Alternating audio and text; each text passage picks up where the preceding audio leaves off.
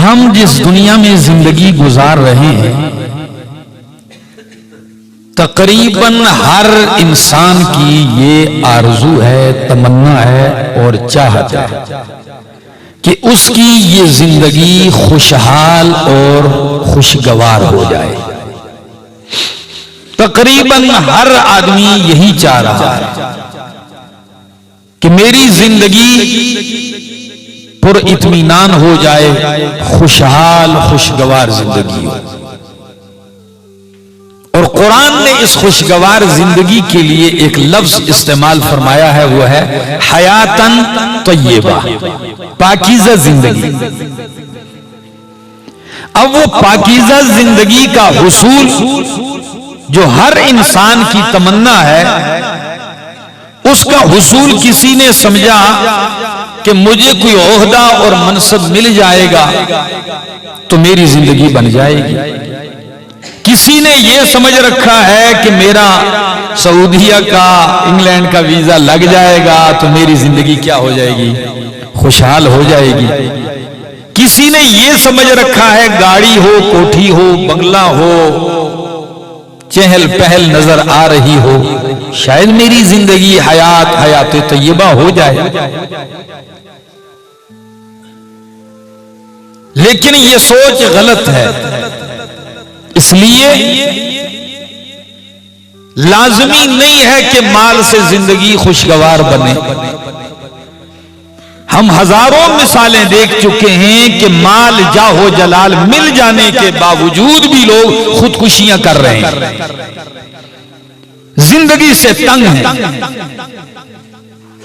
اگر آپ رنگ برنگے کھانے سمجھتے ہیں خوشحال زندگی، یہ تو کافروں کو بھی حاصل ہے۔ اگر آپ اچھا مکان سمجھتے ہیں تو یہ تو انگریزوں کو ہم سے اچھے مکان حاصل ہیں، لیکن ان کی حیات کو مالک کائنات نے حیات طیبہ نہیں کہا۔ معلوم ہوتا ہے کہ حیات طیبہ کسی اور چیز کا نام ہے، اور اس کے حاصل کرنے کے اسباب کچھ اور ہیں جو ہم نے سوچے ہیں، یہ نہیں ہے۔ ہاں، یہ میں مانتا ہوں کہ رزق حلال ہو اور فراوانی ہو تو یہ اچھی بات ہے، منع نہیں ہے، لیکن صرف اسی پر انحصار کرنا کہ باقی کچھ ہو نہ ہو، صرف یہ مل جائے تو زندگی خوشگوار اور طیب بن جائے گی، نہیں۔ میں آپ کے سامنے آج کے اس مختصر سے وقفے میں دونوں پہلو ذکر کروں گا، اور قرآن کا طالب العلم ہونے کی حیثیت سے قرآن ہی سے ذکر کروں گا۔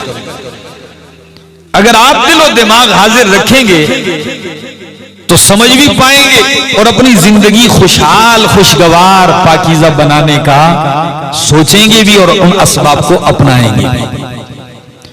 میں نے پہلی آیت تلاوت کی، سورت کا نام ہے سورۃ النحل، 14واں پارہ ہے اور اس کی آیت نمبر ہے 97۔ گھروں میں جائیے، دیکھیے کیا میرے حوالے ٹھیک ہیں؟ اگر ٹھیک ہیں تو پھر اطمینان کیجئے اور اپنی زندگی خوشگوار بنانے کے لیے، پاکیزہ بنانے کے لیے قرآنی اسباب اپنائیے۔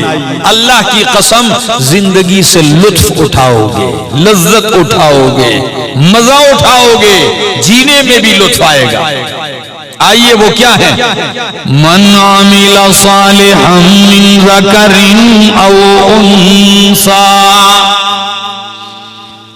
من عمل صالحا من ذکر او انثى، جس نے بھی عمل کیا صالح، من عمل صالحا، جس نے عمل کیا صالح، من ذکر او انثى، خواہ وہ مرد ہو یا عورت ہو، وہو مؤمن، بشرط کہ وہ مومن ہو، درا حال کہ وہ مومن ہو، تو اللہ کیا عطا کریں گے اسے؟ اللہ فرماتے ہیں فَلَنُحْيِيَنَّهُ حَيَاتًا طَيِّبًا، فَلَنُحْيِيَنَّهُ، پس ضرور بضرور ہم دیں گے اسے زندگی. کیسی زندگی؟ حیاتن طیبہ، پاکیزہ زندگی. یہ اللہ کا وعدہ ہے. اور ان اللہ لا یخلف المیعاد، اللہ اپنے وعدے کی خلاف ورزی کبھی نہیں کرتا. اب میرے ان جملوں کو غور سے سنیے. من عمل صالحا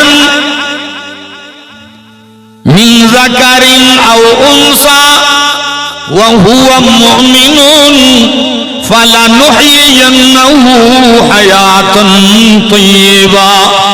جو مرد اور عورت عمل صالح کرے درا حالے کہ وہ مومن ہو تو ضرور ہم اسے پاکیزہ زندگی عطا کریں گے اور اس کو اس کی نیک اعمال کا بدلہ آخرت میں بھی عطا کریں گے.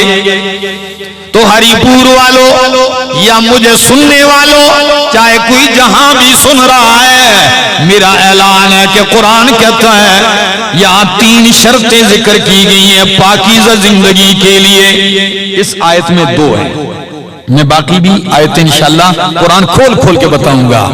فرمایا من عمل صالحا وهو مؤمن، کہ 2 شرطیں ہیں زندگی پاکیزہ بنانے کے لیے، حیات طیبہ حاصل کرنے کے لیے. پہلی شرط ہے ایمان اور دوسری شرط ہے عمل صالح.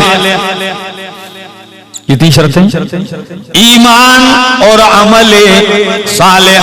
اگر ایمان نہیں ہے تو پوری کائنات کا بادشاہ کیوں نہ بن جائے، کائنات کے سارے خزانوں کا مالک کیوں نہ بن جائے، تیری زندگی کبھی پاکیزہ نہیں ہو سکتی.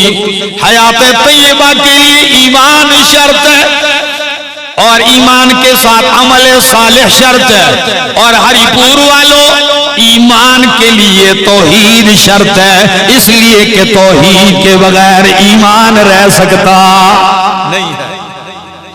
آپ ایمان کے فاسد کرنے والی چیزوں کو پڑھیں گے نا، مفسدات ایمان کو، کہ جن چیزوں سے ایمان چلا جاتا ہے ان میں سے ایک چیز شرک ہے. تو شرک سے ایمان کی چھٹی ہو جاتی ہے، ختم ہو جاتا ہے. تو فرمایا من عمل صالحا وهو مؤمن، جو مومن ہو ایمان سے زندگی کی خوشحالی بنتی ہے حیات طیبہ، اس لیے کہ ایمان دل میں ہوتا ہے اور پاکیزہ زندگی کا تعلق بھی دل سے ہے.